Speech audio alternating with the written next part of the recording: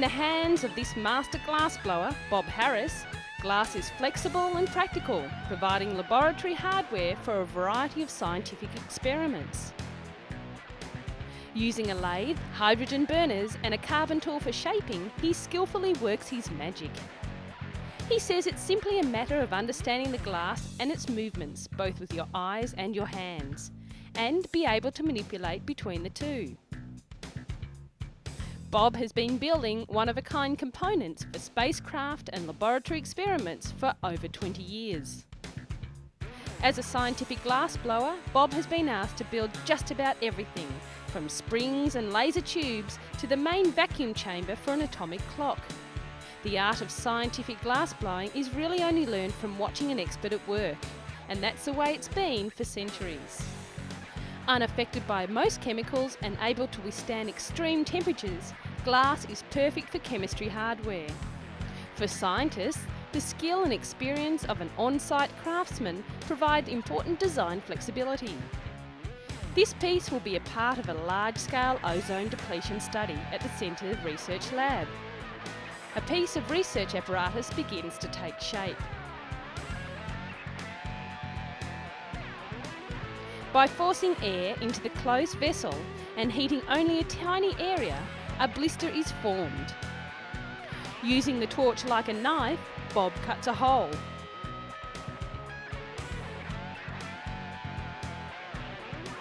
Tubing is then inserted to form a joint. Once completed, the arm is heated and with a quick bend, it's finished. At the Atmospheric Research Lab, Bob presents his work to Dr. Steph. The new glassware is easily added.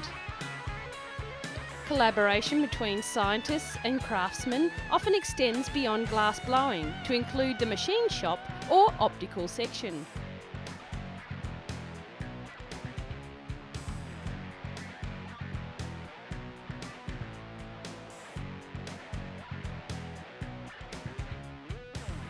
This mirror, 2 years in the making by the optical lab, is being checked for surface imperfection. In their free time, researchers, craftsmen and scientists alike turn from spaceflight research to flight testing on a smaller scale. This hobby has helped Bob discover new talents. He explains that he took his scientific glassblowing, his artistic abilities and his modelling background and combined them all into what everyone sees today, his glass satellites. Delicate glass sculptures have been created for exhibits, as well as for national and international leaders to represent NASA's space achievements. Each of them carefully constructed using techniques perfected through years of scientific work. Glassblowing, mixing centuries of old craftsmanship with the vital scientific needs of today.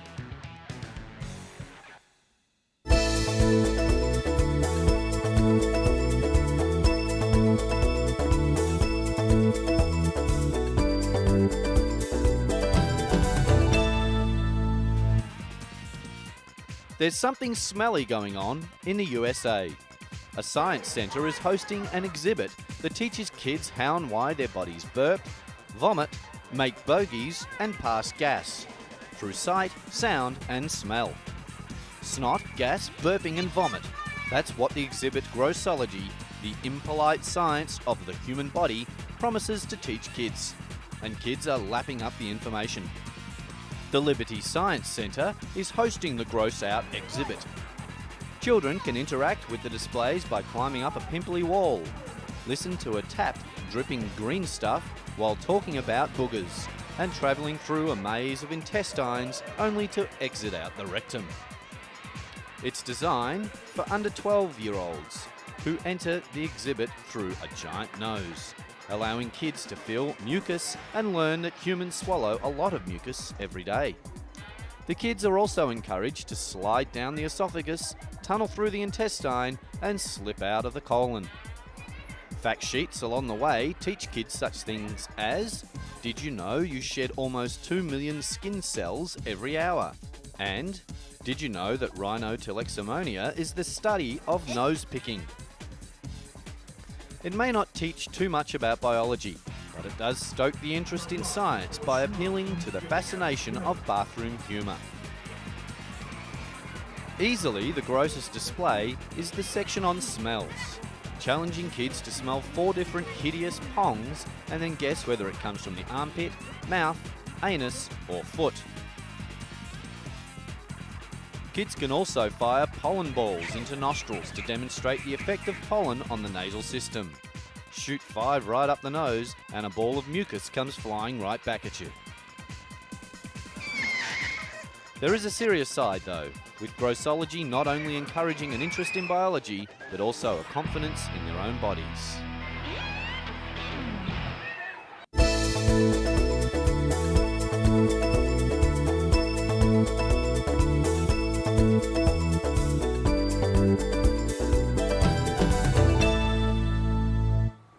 I'm sure you've heard of a house auction, even a furniture auction, but what about a rhino auction?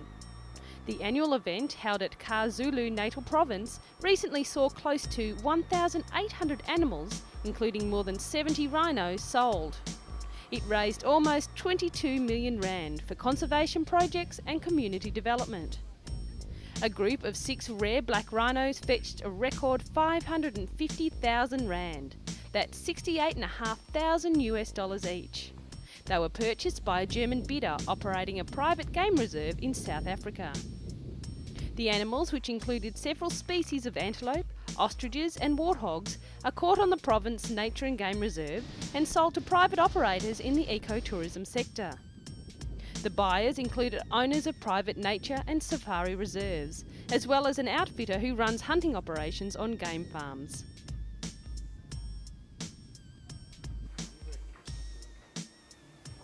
A white rhino and her calf fetched a record 550,000 rand at the sale, beating the previous record for a similar pair which went for 450,000 rand at last year's auction.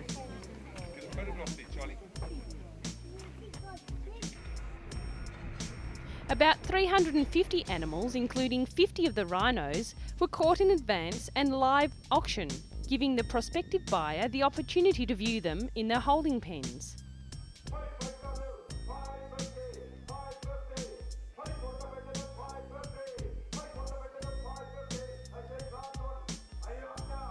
Live video footage of the animals from the holding pens was beamed onto the big screen behind the auctioneer.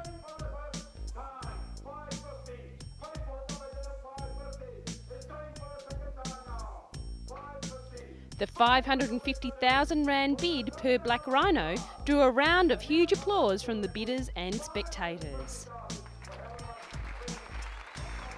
White and black rhinos are actually both grey.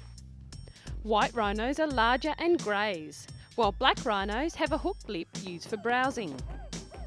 Virtually all of southern Africa's white rhino population come from the KwaZulu Natal, which was the last refuge of the huge beasts earlier in the century when they were on the brink of extinction. It's a breeding program that saved the animals, and the reserve has restocked other parks throughout the region.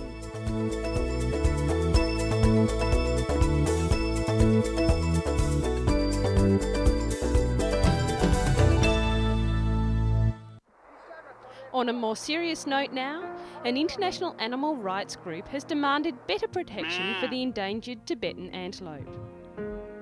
They have been brought to the brink of extinction due to the demand for its chartreuse wool. Chartreuse, which is Persian, means from nature and fit for a king, and has long been acknowledged as the king of wool.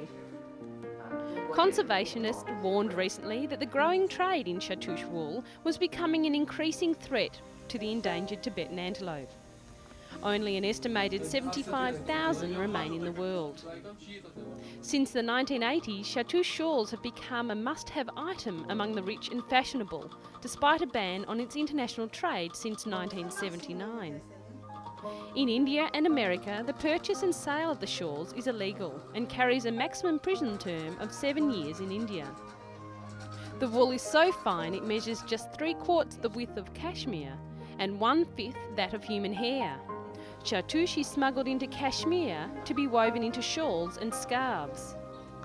Zhao Xingzong of the China Environmental Scientists Association said conservation groups and ordinary people were united in their opposition to the trade. The coats of between 3 and 5 Tibetan antelope are needed for a single shawl, which can cost up to $5,000.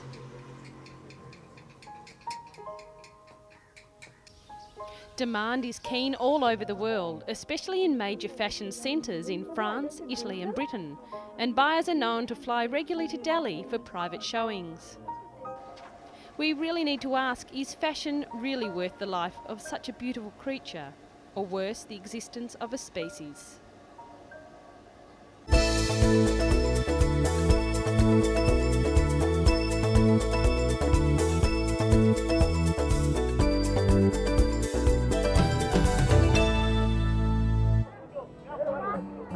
Scooping water from a hand-dug well and trekking miles with it back to the village.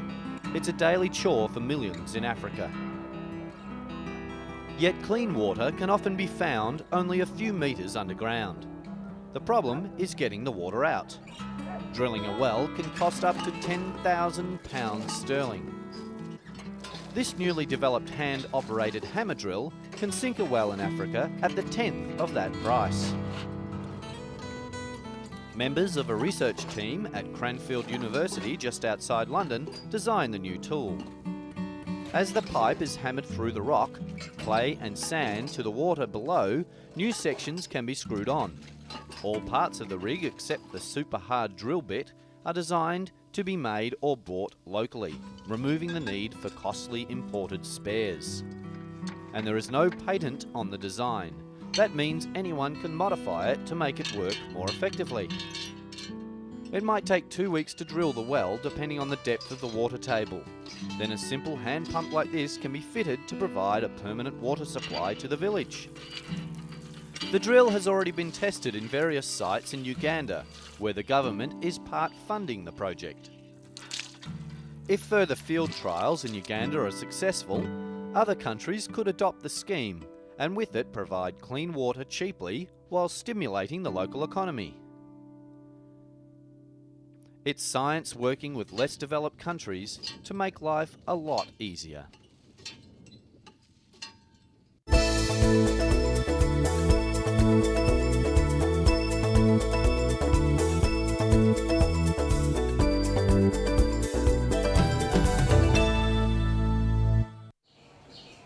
This patient is about to get an X-ray for a suspected hernia. After the images are gathered, doctors will be able to view them anywhere in the world, thanks to a new computer system. The new multimedia medical record system is set to give doctors instant access to a patient's case notes from wherever they are. Scans like these form a vital part of a patient's medical file, but keeping track of the hard copies is often a hard and time-consuming task. The new system changes all that. Dr. Waddy Gredrock lists the advantages of accessing medical records at the touch of a mouse. Rapid retrieval, ability to manipulate the images electronically, and of course the ability to transfer the images to a variety of sites from the central store. I could use it at home or wherever I was in the world, he said. The system was developed at the London Imperial College by a team of medical information technology experts led by Professor Richard Kitney. The software is easily installed in any hospital with an intranet system. It's a simple idea that modern technology has made a reality. The way that hospitals store and retrieve medical records could soon be revolutionised, bringing benefits to patients and professionals alike. With technology like this, all we need to do now is stop people getting sick at all. Too much there. Keep pushing. It's like that.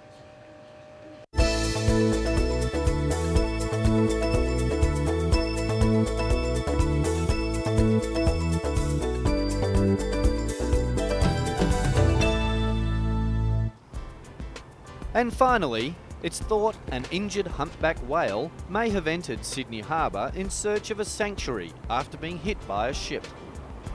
National Parks and Wildlife Services staff in a boat were monitoring the condition of the 10 to 12 metre adult humpback, which is the size of a passenger bus and could be seen swimming near the mouth of Sydney Harbour.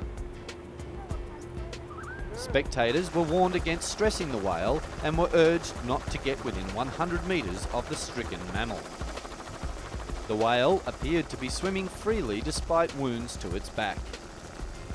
A transport spokeswoman said all Sydney ferrymasters had been warned that there was a whale in the harbour and told to proceed with caution. She said the humpback had not affected the running of ferry services. Ken Eastwood, a staff writer at the Australian Geographic Journal, said in New South Wales between June and July, humpbacks travel north from the Antarctic waters to their breeding grounds in the Coral Sea off Queensland. They travel up the coast for a couple of months to warm waters to breed, he said. Late in the afternoon, the whale headed out to sea, possibly responding to the calls of a pod of 4 whales just outside the entrance to the harbour.